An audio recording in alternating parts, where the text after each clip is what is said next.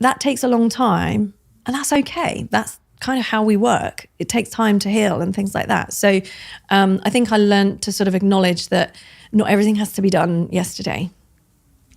You also talk a lot about in your book about how we can turn bad days into not so bad days, I guess.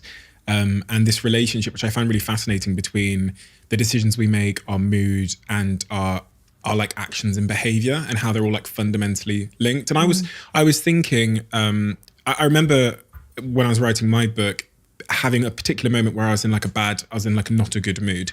And I was trying to understand how to kind of hijack that to get back to a good mood. Do I go for a run? Do I just focus on my actions? Do I have to think my way out of my bad mood? What would you say to all of that? I think thinking your way out of a bad mood is difficult and often takes quite a bit of practice around using specific skills and stuff like that.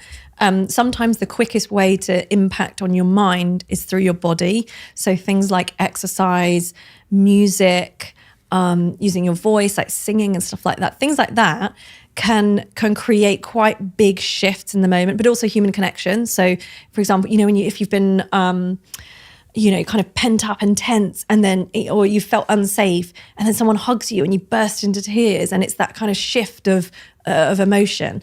And so, things like human connection, movement, music, you can utilize those to good effect. Different people are different. And so, one thing will work for one person and something different will work for someone else. I don't know. My husband likes to listen to kind of really like old school New York hip hop and stuff, and that puts him in a great mood. It puts me in a terrible mood. I hate it. So it's a kind of, that everyone has a different experience of things like music or exercise.